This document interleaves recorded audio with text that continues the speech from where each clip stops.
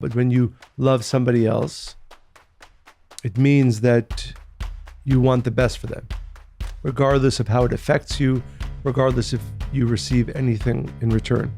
It's who the person is and how they show up in the darkest of times.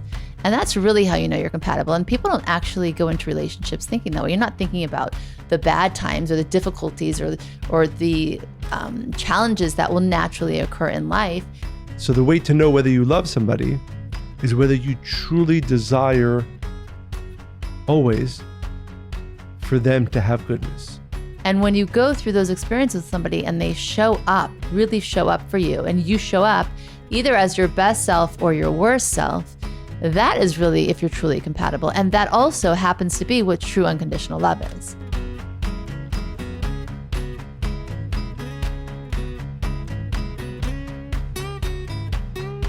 Welcome to the Spiritually Hungry Podcast, episode 51. Yay! Woo! Woohoo! Yeah. Thank you for joining us. It's going to be a fun episode on love. We have culled all the questions on, well, not all, but many that you have sent us on love and relationships and all things that come with it. And so it should make for a fun episode. Which reminds me, although this usually is the message we give at the end, please keep sending in your questions. Does that mean you won't say it again at the end? I might.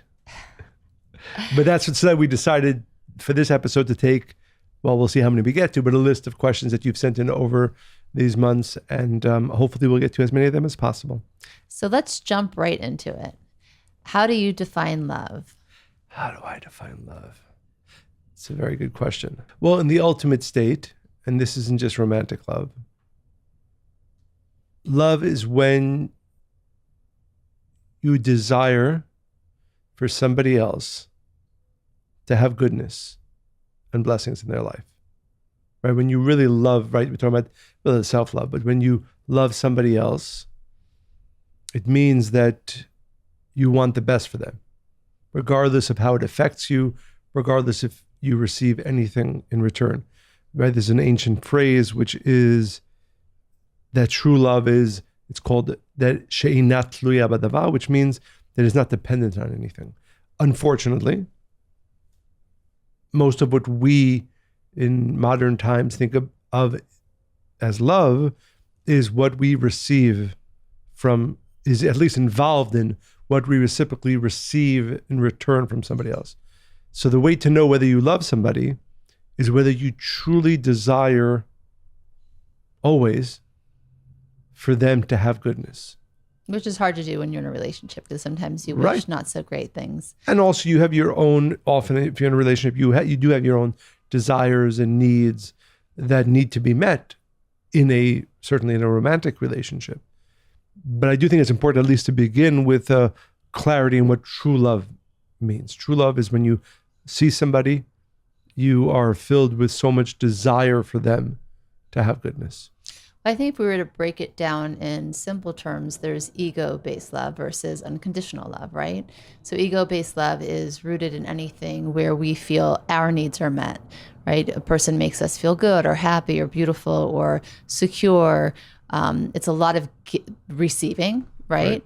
And not a lot of giving, right? In terms of percentages or balance.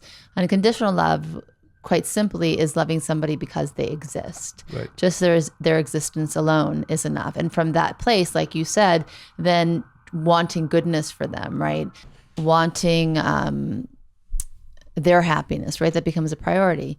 And I think that for that shift to occur, because I think many relationships, especially if you're not rooted in a spiritual life, or that's not like a pursuit or a priority, let's say, ego-based love, of course, is the first thing, because we tend to go after things from the space of our five senses, right? That person looks good, tastes good, makes me feel good. It's very much, I'm just being honest. Yeah. Well, there are pheromones, right? Smell, all of our senses either make us appealing and also attracted to other people or not. So, and while that might be the beginning of romance, it certainly cannot only be that. And that is just, like I said, the beginning of of love. For a deeper love to emerge, there needs to be things like kindness and empathy and compassion, appreciation, also a true foundation that's the same in terms of what's important in life. I think this is a very important point. I love when you say that to me. Yes. Because I think it's only natural for most people. And I really wonder, as you were talking, how many people even conceive of the fact that love is not just about taking. Because I think most people, certainly if they are not living a spiritual life, but often even if they are, in relationships and in friendships, of course, the place they go to is, what am I getting out of this? What will I get out of this? How do I feel? How does this person make me feel? How do they make me happy? Which, by the way, is a necessary part of any relationship. It's a natural part. But also necessary, right? Also necessary. But I think what you're saying, what you bring to the point, which is so important, that for a relationship to be a true relationship, for a relationship to be one that can grow, there has to be a shift that occurs at some point in the relationship where hopefully both, but certainly if we're talking to ourselves, we ask ourselves the question, how much is my giving a priority in this relationship? Right. The emphasis has to change for sure. Right. And that has to be a conscious choice. And by the way, a conscious choice that is made again and again and again. Because, and this is something, again, fundamental to spirituality, to understand that we have two natures within us. One that is truly our nature, call it our soul, that really desires your good, somebody else's goodness outside of ourselves. But there is what we call the body consciousness or the ego, which is just for me, just for me. And that is not something that can be switched on and off. That is a constant, lifelong struggle, battle, however you want to phrase it. So that unless you are in any relationship that is important to you, whether it's a romantic one, whether it's a friendship, it is important to always be asking yourself the question, how much is my giving nature involved in this relationship? Because if it's not, that relationship will not last. That relationship will not last. Well, I think it's so interesting too, because when you think about what makes people compatible, right? Again, it's usually rooted in the five senses. We like to hike. We enjoy the same films. We have the same sense of humor. We love travel. We love food, foodies, whatever it is, right? And I think that, again, that is important and that is fun. But there needs to be something that we understand true compatibility to be. It's who the person is and how they show up in the darkest of times. And that's really how you know you're compatible. And people don't actually go into relationships thinking that way. You're not thinking about the bad times or the difficulties or the challenges that will naturally occur in life, and how will that partner fare for you, or how will you show up for them in that time. And when you go through those experiences with somebody and they show up, really show up for you, and you show up either as your best self or your worst self, that is really if you're truly compatible. And that also happens to be what true unconditional love is. Interesting. I want to, again, great point, Monica. and I do want to make sure we spend enough time focusing on that, because, you know, even though it's part of the parlance of marriage, right, in sickness and in health, but the reality is that most people, probably even when they're saying those words, but certainly as they're thinking about their relationship, that's not uppermost in their thought, which is that what makes or breaks a relationship at some point is how willing, how desiring we are to be there for somebody when we don't want to be there, when it's really uncomfortable, when it's really dark. But even, Michael, even if we don't desire, it's more like how willing are we to be there for them in the ways that they need us to be. Exactly. And that's really key. I think very often, and this goes back to what the difference between ego-based love and unconditional love is, often we show up for the people that we really love, right? Whether it's a child or a parent or a spouse, and we show up in the way that we think for what they need, based on what we think they need, right? We're not often seeing them, hearing them asking the question, how does this person really need me to be? What is it that they are trying to show me? What am I hearing? What am I seeing in them that they need me to show up for, right? And for that to happen, that switch between ego, five senses, what am I receiving, to what am I giving, what am I offering? That's why a lot of relationships start to crumble when challenges occur, because this thing that we're talking about actually doesn't occur. I might be saying this throughout the podcast, but that's another very important point that you touched upon. Because it's not just when it's clear that your friend, partner, husband, wife needs you, right? That's, I don't know if I would call it the bare minimum, even though for many people it becomes a struggle to consistently be there when they're calling out for help, when they really need you. What you just said, which is really important, and this is, I think, another key to a real relationship, even to a friendship, is when you hear and really know where and how they need you. Even if you don't understand it, by the way, right? Sometimes the needs of the people we love are like, well, that just doesn't make any sense to me. They're in pain or whatever. And you might have like a brilliant solution to how to solve the problem. And if they don't want to listen to that one, then I'm done with them. I'm not going to speak to, I'm going to take space, Right. We need a break or whatever it is. But to be, and the additional part is really to be almost like somebody, a researcher or somebody who wants to discover. Curious. Right? Curious, what are the ways that I need to or want to or should be there, even in ways that aren't directly verbalized. But I feel that, oh, he or she really needs me to be in this way, right? Again, because I think we're saying there is no relationship really, and there is no friendship really, if you're not there when they say they need you, right? Which unfortunately we've seen people just, for whatever reason, don't have the capacity, the desire, too selfish to really want to consistently be there when they're called to it by their friend, by their partner, by their spouse. But really, it's much more than that. It's really being curious to discover new ways that my friend or partner needs me. And by the way, this kind of curiosity creates a connection that actually paves neural pathways in your brain. And that really creates a way that you are able to receive and share with one another that then becomes your go-to in those hard times. It becomes actually your very essence and your very being, and it becomes who you are as a couple.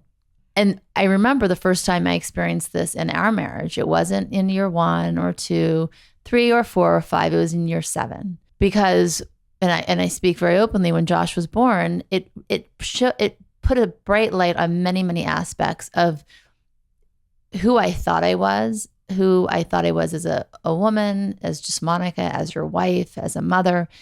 And I remember until that point in our relationship, I had a belief system that I was unaware of, that I don't need to be that vulnerable to you. I don't need to tell you everything. And I certainly don't want to rely on you or depend on you because, you might disappoint me. That was a belief system I had created when I was younger because I was disappointed by many people. When we had this experience and you showed up in your truest form and you really heard me and you really saw me and you offered me unconditional love, not trying to fix me, not trying to fix the situation, not trying to remedy my emotions, to really just stood by my side. And I think I by yours, right? We were experiencing this together. That it shifted everything because I realized how stupid of me to withhold anything from this person who can really show up so completely, authentically, and unconditionally. Exactly. And I think, again, just to raise a point of thought for our listeners, ask yourself this question. When and in what ways are you there for your friend, for your partner, not in ways that you think they need you? Mm-hmm. And not helping in the way that you think is right, but in a way that is actually different than maybe you think, but what they need, where they are at. And that is something that is difficult to do unless you are really actively, when things are great, but certainly when there are struggles, asking yourself that question. How do they need me to be there for them? Not just, am I there for them? Am I going to give them my best advice or my best support? No. How and in what ways am I actively discovering how I can be there in the ways that they need, in the ways that they want. And this is great parenting advice too, by the way, to do that for your kids. It teaches them, first of all, you're a safe place for them. You're actually a place that they will go to speak, because you're not enforcing anything. You're not impressing upon them your beliefs. You're actually hearing them. You're seeing them. You're recognizing what it is that they need. And then you're having a conversation, giving information where then they can choose to take it or not. Because after all, nobody has to accept anything we offer. Many times, I think throughout life with most of our relationships, unless we make this shift and this conscious shift, it's not something that comes naturally, because it comes from many places. We love people. We want to protect them. We're older. We have life experience. We want to help them. We think we know better. We see them hurting themselves. And I've shared this with you too. You know, I've been loved deeply by two men in my life, you and my father. And he did this for me when I was anorexic. He never questioned the obvious destruction I was doing to my body. He never belittled me. He never made me feel shame. He fully could not understand it, but he was fully and completely there for me in ways that I had never experienced. I just felt heard and seen. And from that space, I could actually heal as well. So really, this point needs to be really emphasized, because it's kind of everything. And it reminds me of an ancient story of a great spiritual leader and sage. And he would have hours when people would come into his room, and they would come with their problems, with their challenges, and he would give them advice or a blessing or support. And after a few hours of this, his attendant walks in and he sees he's sweating. And it wasn't, a warm day, and he had just basically been sitting in his chair all day for the number of hours. So he asked his teacher, this spiritual sage, he said, "Why are you sweating?" And he said, "Because whenever somebody comes into me for advice, sits down in that chair in front of me, I can't listen as myself. I have to take off all of my clothes, not physically, and put on theirs. I have to and then listen to them from who they are and give them advice and direction for who they are." He says, and imagine, dressing and undressing, 50 times in 4 hours, it'll get you sweating. But that's really the point. The point is, there's a phrase in the Bible, which has many teachings from it, but it says about Ba'asher hu sham, which literally means where he is at. And that has to be our view whenever we are in a place of helping, supporting, trying to be a friend. Where are they at? Not what do you think the right thing, but really put yourself to the degree that you can, and be curious about how you can be there in the way that the person, your friend, your spouse, or your child, like you said, needs you to be. And why? Because if you really love them, you love them because they exist, and you appreciate just being in their orbits. You want to be able to give in any capacity that you can. By the way, and it takes more effort, right? And the point is, and patience, if you really love somebody, you'll take the time and you'll do the effort to be there in the way that they need you to be. So I never asked you this question, because I never understood this line. Me. In the movie Love Story, right? Okay. The famous line, love means never having to say you're sorry. Yeah, I never understood that. I didn't either. It kind of upsets me a little bit. And maybe we're going to get some letters about this, but I think it is important. Yeah, I've said many times, I think I know that we're in love, and I say I'm sorry. And I don't know, very, very relatively often, but often enough for sure. And as a matter of fact, I think it's maybe antithetical to a spiritual life, because in a spiritual life, the understanding is that there always has to be growth. Growth comes from mistakes. So I think maybe the opposite is true.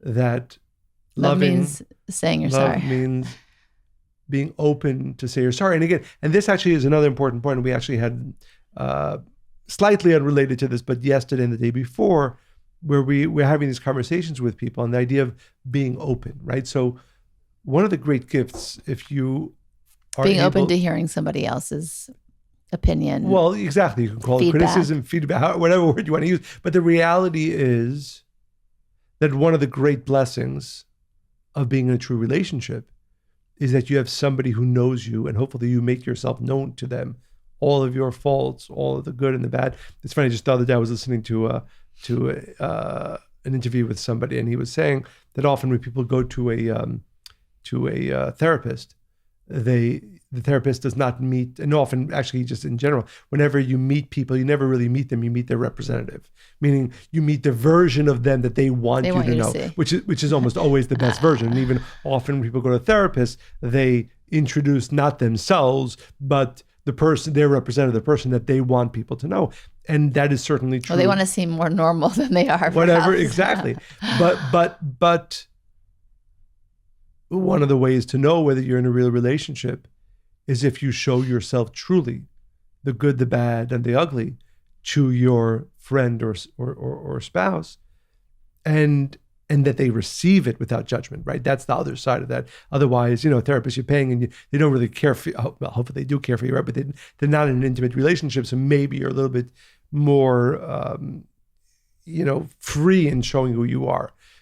But one of the signs of a true relationship is that both you are able and desiring to show yourself completely to your partner, and they don't judge you for that, and they are able to give you true and honest feedback. Because, and again, this goes back to our view, the spiritual view on life, which is whoever I am today and whoever you are today, you're amazing, I'm hopefully amazing, but from this point on, I need to change. I desire to change and to grow and to become an even better person. And that will not happen just by me trying, but it will happen by you helping me, by you pointing things out, which again just brings us back to the idea of being open.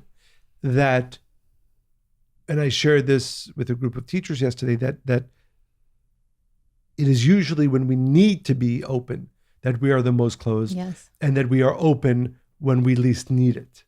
Meaning the parts of us that really need to change, the aspects of us that need improvement, are the ones that we're often closed off to be even hearing any feedback about.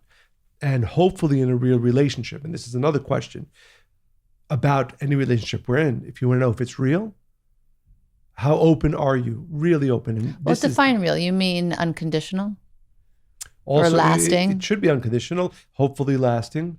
Yeah, but in the extreme case, if you're in a marriage and you and your spouse or your partner will say something, and because you believe it's coming from a place of love, and you're not open to hear it, that's a big issue.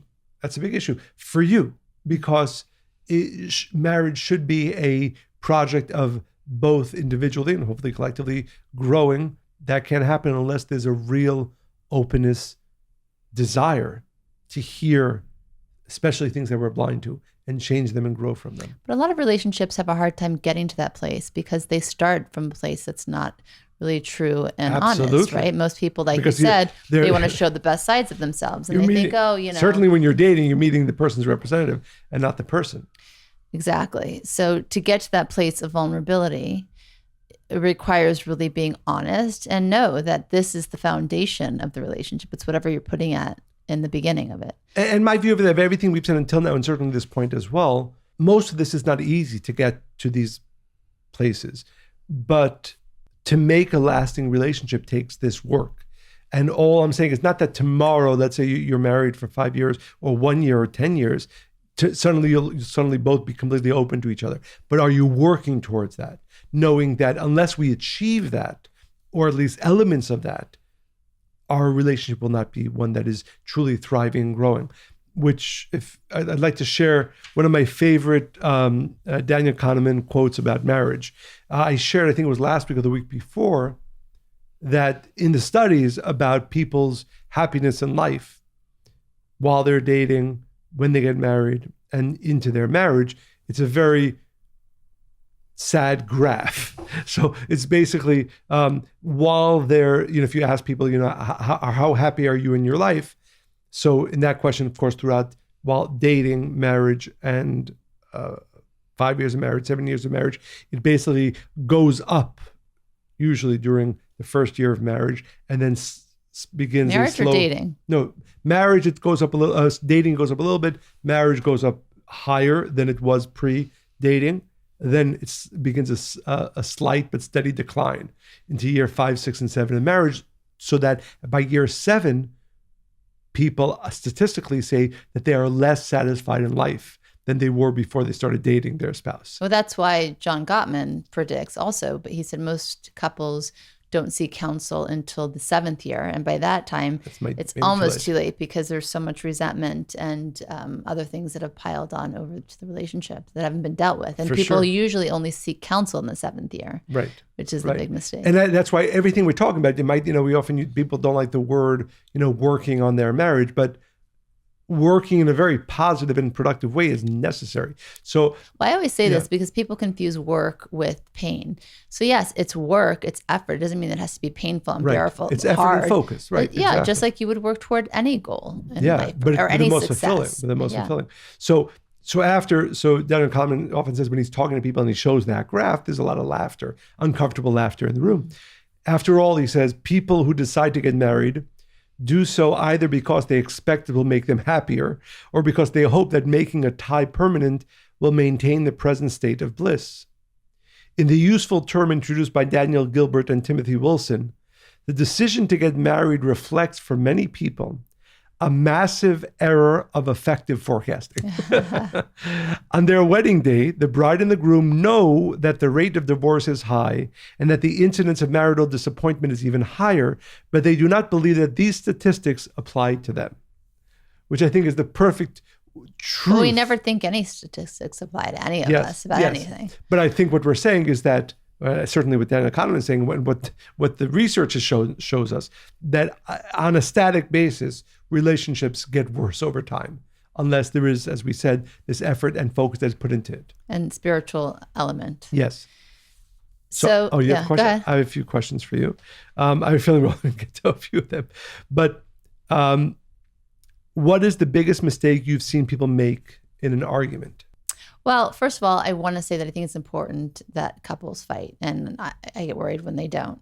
It's very necessary to be passionate enough to talk about things, to care enough to have conversations that are necessary. There are going to be things that you disagree about. And fight doesn't mean yet necessarily raising your voice, but it's... Right. So the biggest, though, mistake, I think, is that people don't do that. They hold their tongue. They want to keep I hear this all the time, a blissful home or marital unity. I don't know what any of that means. If you can't have conversations about things that are important to you, to the person that's supposed to be most important to you, you're either going to swallow it, it's not going to feel very good in your body, or you're going to go speak to other people instead of the one you need to speak with. So that resentment, exactly. And that resentment builds up. That is the number one mistake. Which, by the way, I think, again, very important point. I think every one of our listeners should ask the question, if you're in a relationship, certainly if you're in a marriage, are there things that you speak about to your friends about your husband or wife that you don't speak to your husband or wife about? Or that you feel like you couldn't speak to your husband or wife about? That's a big red flag. That's a big red flag. Exactly. The other thing is, though, there's other people who can't hold their tongues and they say every single thing that they are frustrated about or angry about. Big mistake there, too. People just need to agree on a style. And it's not that one is better than another, but they have to be the same. So if you recall, when we got married, our style was, I was... a lot of punching and slapping. Yeah, okay, thanks for lying about me. I was a yeller. Oh, I thought it was, no, I was a puncher. And you would shut down, which would infuriate me. And, but I think we came together and we decided on a style, right? And so now our style is more one where we sit down, especially if it's something that we think will be difficult for the other to receive. We'll say, there's something that I want to share. I really hope you can hear me. And that's usually when we know it's kind of more serious than not. And we actually take the time to listen. I think that's a very important point, which is at the very least, and this is good advice always, not to be reactive, which means, again, there are times when you actually literally have to have an argument in the moment, but best, certainly if it's something important, to literally wait and take the time and to have a serious conversation about whatever it is. I was just smiling as you were talking, because I do remember every few years we have like a really, I don't want to use the word nasty, but a real fight. And actually I'm entertained by those. Hardly. I can think of like two. Yeah. But they're not even that. They're not serious. They're at the time they're slightly serious. Huh. But I think it's when we're not both the best versions of ourselves, but they are kind of entertaining. But we do not recommend that as a interesting, Michael. I'm not going to unpack that. And I think another mistake that couples make is that they use things against the other in That's an the argument. worst. So something that might have been said in a place of vulnerability or, even a weakness, and to hold it against one another, there's nothing that destroys relationship more than that. In Proverbs, it says, reckless words pierce like a sword, but the tongue of the wise brings healing. So these past mistakes are far too often used against the other. And really, that just slowly chips away at the relationship to a place where it never really quite goes back to how it was, like a glass that's broken, right?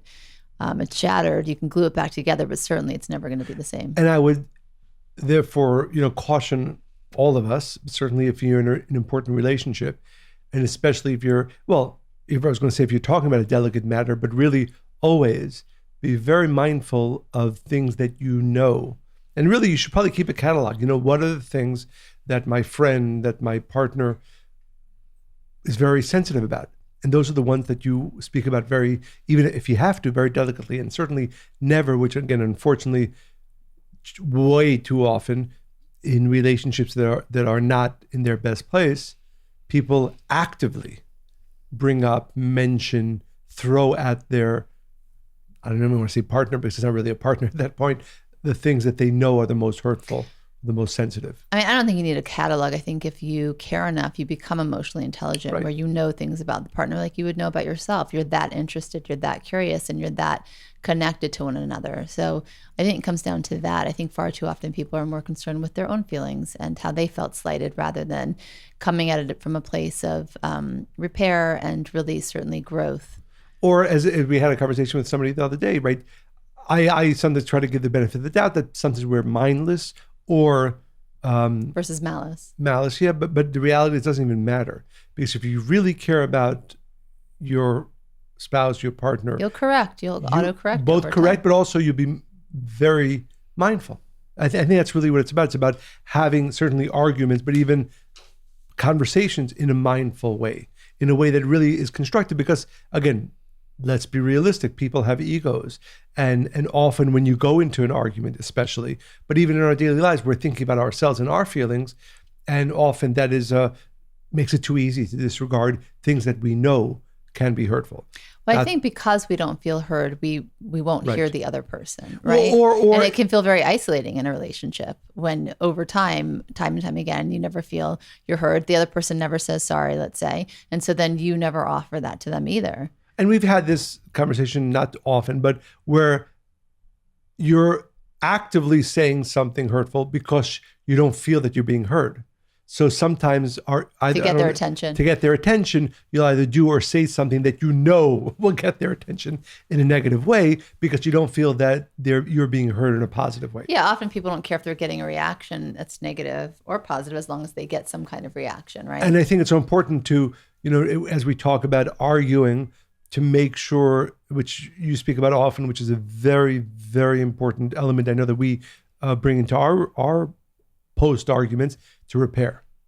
Maybe the most important thing, even if you follow everything we said about the way to argue, make sure that there is, often not in the moment, maybe it's an hour later, maybe it's a day later, where you, not in a reactive state, speak through what was hurtful about that conversation, what was helpful, and really repair. Because unless you do that, even if you had a constructive argument, if you don't repair after that, there are cracks that are left. Well, you'll just in the keep foundation. bringing it into the next argument. Right. So there are 10 baseline rules for engagement, for effective fighting.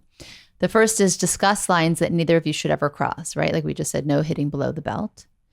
And again, I think many couples might not even know what that list is for, and that's why I would strongly recommend this, even on a date, and when you're both really happy with each other. So, what are the things that I have said, or in the past 15 years, or in general, are for you hurtful, But painful? also, I think if you tell people the parts of you that are still scarred from past, right? If you allow them to know your vulnerabilities, like, hey, when you say, and I've used this example often about us, right? Early in our marriage, you'd say, oh, when we'd be fighting, you're like, that's just crazy. What I heard you saying was, you're crazy. Now, why was that a trigger for me? And you didn't know this at the time. My biggest fear was schizophrenia because of my uncle, right? Watching that happen to him when I was a kid. Once by the way, it took my own emotional intelligence. Once I understood why those words triggered me, right? Oh, wait, why does this upset me so much? Then I was able to articulate it to you, and you were able to receive it because of where we were in our marriage, right? So it takes actually quite a few steps to get there, but it's completely doable. So first, you need to be aware of yourself and what your hurts are, past, present, and then be able to share it with the person. And the person also needs to be able to do the same. The second is agree on a fighting style that works for both of you. As I said, whether you choose to vent or sit and discuss calmly, the style has to accommodate both of your needs. It's not one is better than the other. It just has to be working for both. 3, identify in advance what an acceptable outcome looks like. I think that's really important. Explain that. So for instance, if you sit down and you know maybe this is a point that you just don't see eye to eye on. So you'd say, maybe we're not going to see eye to eye on this. It's just really important for me to be able to express it to you and know that you're actually considering what I'm saying.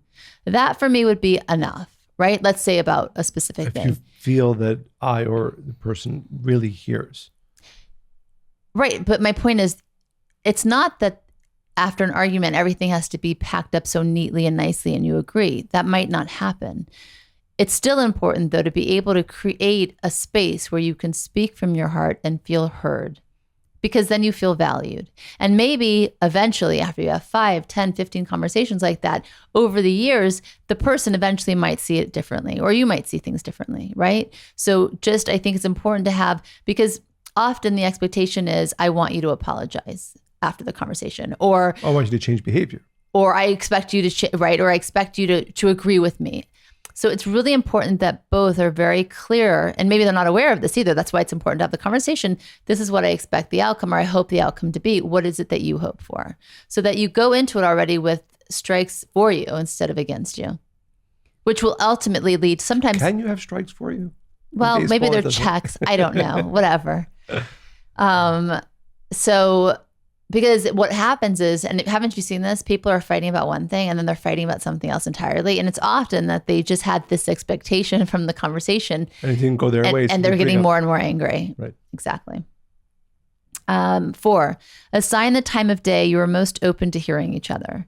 Really important. Never, ever have an argument right before bed. I mean, if you had it, don't sit in your bedroom in bed. Never do this in the bedroom where you're going to have these kind of difficult conversations and you're exhausted, or you have to wake up really early in the morning, you only have 6 hours to sleep, or you had a really trying day. It's okay to push pause and say, okay, these feelings don't feel great, but let's pick it up tomorrow morning, or let's meet tomorrow for coffee or go on a date or whatever it is to discuss these things.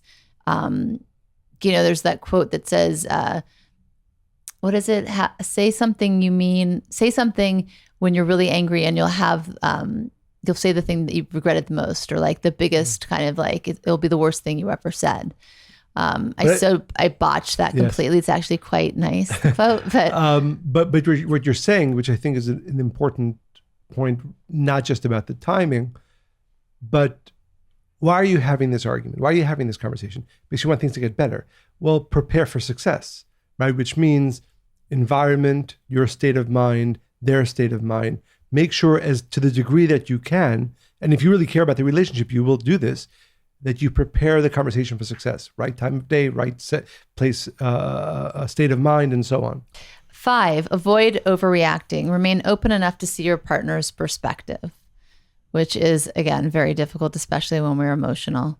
And that's right. By the way, it's probably, again, if controllable, not to have the argument or the conversation right when you want to have it. You wait a day or 2 or 3. If it's important enough after day 3, as we often say, then it's worth having it, and hopefully you're less reactive. And again, this goes back to what we said before. We do have an aspect of us, we call it the ego, that is not compatible with relationships, that is not supportive of love. And that has to be fought while you're fighting in an argument. That knowing, and I think it's important that we realize that there's a part of me that's going to want to destroy this relationship. There is a part of me that, left unchecked, will do that. And if you are pushing yourself to that's interesting. That's the ego you're saying. Yeah, the ego, called the desire to receive the self alone. There is that part of me, of each one of us. And therefore it has to be, especially in the times when we're having an important argument, to try to check that as much as possible. Yeah, it's so interesting. I mean, there could be a whole other episode about why people destroy relationships or goodness in their life. Unfortunately, people do that all the time. 6, discuss one issue at a time and be specific. This is really important. Yes. Don't use this as an opportunity to rehash the many grievances that have come up in the history of your relationship. Stick to the issue at hand, not about what happened last week or 5 years ago or even 5 minutes ago. Absolutely. And again, Well, maybe it's 5 minutes ago, but that ego part of us is not going to want to do that. And if you want to know what is causing you to bring up what happened 3 months ago in this argument about what happened yesterday, it's your ego. It is not coming from the part of you that wants to nurture a positive, growing, thriving relationship. 7, I love this one too. Avoid words like always and never. These are trigger words that escalate arguments. You always do this. You never do that, right? Just hear it. And of course, that's not accurate or true. And again, as you said, if we're only talking about what happened yesterday, then what the difference does it make if I ever or never do something? Because we're talking about something that happened yesterday or whatever it is that happened. But also I find that, and especially with men, and I've talked about this too, that women want to become like their mothers, even though we say we don't, and boys want to be becoming to their mothers. When boys become men and they then get married, that transfers to their spouse, right? It really matters what we think. So imagine if a woman uses these kinds of words and he's thinking, wait a second, I did the dishes last night. I took out the trash 3 days before that. You're saying I always and never, so why bother? Because they really get discouraged, right? So these kinds of words make things black or white, and it never is. 8, don't interrupt. Take turns speaking. This is a big one too. Listen actively with the intention of really hearing what the other person has to say. Most people listen with the intention to be able to get their point of view across right away without really actually hearing. The ego, that part of us that does not want us to have growing and nurtured relationships, is that part of us that's going to not want to listen and only listen for something that I can use to now, attack. Against you even. Exactly. 9, be willing to compromise. We all have things that are important to us. When it's very important to your partner, see where you can be more flexible and take turns compromising. Because some things are going to matter more to one and other times it's going to matter more to the other. And it needs to take a person that's actually both emotionally intelligent, say, okay, wait, I know this really matters to him. I don't really care about that. So I'll be flexible for this argument. It doesn't mean that I have to let him win every kind of argument or always side with him, but just to have that kind of approach. And 10, a successful fight means you both walk away feeling heard and understood. Remember, it's not about winning. It's not about winning. Ultimately, if you don't feel appreciated, heard, or have open lines of communication, then these petty fights that occur usually aren't what you're fighting about at all. It isn't about the remote or going to the in-laws for dinner, and it certainly isn't about the toilet seat being left up. But it's going to be difficult to get to the underlying issues unless you agree upon a fighting style and rules of engagement. Absolutely. And I think that's a very good question for every couple, every person in a relationship to ask themselves. Last time we argued, did I or my partner really feel heard? And unfortunately, I know many of the couples that you see, that's almost never the case, because an argument or a conversation or an important conversation is almost always about, did I get my point across? Not whether I listened and they listened. Because what we're saying is that maybe one of the greatest opportunities to deepen and strengthen a relationship is when there's a disagreement. Mm-hmm. And I think following these 10, or at least most of these rules, when we are in disagreement, the benefit is not just that we'll have better arguments with better results, actually the relationship will get better. And I think that's such a key that, like you said before, we often hear from couples, oh, we never argue. And for us, that's not a good sign usually. It just means either they don't care enough or there's some greater imbalance in the relationship. There are going to be disagreements. If you're both important in the relationship, and use everything, but certainly the disagreements and the arguments, to strengthen the relationship. And I'd like to say, I think most of the times that we've had arguments or disagreements, most, if not all, but hopefully all, our relationship deepened from that, almost always. That was our intention, right? And that's why we do have the arguments, actually. So on that vein, what is the worst fight you remember us having? It's funny. I don't know about the worst. I actually remember like 2 or 3. But I was going to say, I think I might have spoken about this. There was one like 6 months ago or something like that, or maybe That really touched on you. No, I was so entertained. It by was ridiculous. I wasn't even exactly. I felt very angry in the moment, but I wasn't really angry about anything. Yeah, it wasn't. I'm trying to remember. I don't even remember what it was about. It wasn't even about. I think you just happened to be there.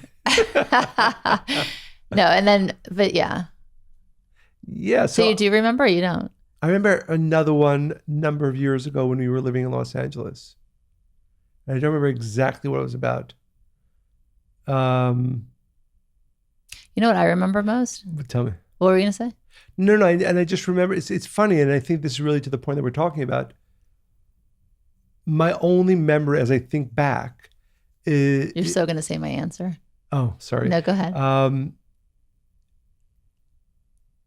Is that after, when we were paired, I felt greater love and vulnerability both from you and to you. And I think that's really what we're striving for, that especially the more serious arguments that we have, and even if we don't have them in the best way following these 10 rules, when we look back on them, we can actually see them as moments when our love, vulnerability grew. Yeah, my answer was pretty much the same, that I remembered how we were paired. Interesting. So we're on the same page. I like that. And not the fight, but I always remember how we felt after. And it's funny. I remember elements of the fight. Yeah, but my emotional what I'm left memory, with, exactly. My emotional memory. High five, buddy. Great. So we have a lot more questions from our listeners we haven't gotten to. So is this a part 2 one? This is a part 2 one. So I hope you enjoyed this podcast and look forward to next week. We are going to continue answering many of your questions around relationships. As always, now we've proven to you we actually get to many more questions. So please keep sending your questions, your stories. They continue to inspire us. Really, we got a story this week, which hopefully I'll share next week, which was very, very inspiring. And not only does it inspire us, but I know as we share them with our listeners, it inspires them as well. So continue sending your questions, comments, and stories to Monica and Michael at Kabbalah.com. By the way, you have a whole week now to send questions specifically about relationships to Monica and Michael at Kabbalah.com. Hopefully we'll get to many of them. And as always, we ask you to go to Apple Podcasts and write 5-star reviews and share this podcast with your friends and family so that more and more people can be inspired by the words in this podcast. And as always, I hope you enjoyed. By the way, really enjoyed this time we just had. So thank you. Hey. I hope our listeners enjoyed listening to this podcast as much as we enjoyed recording it. Bye.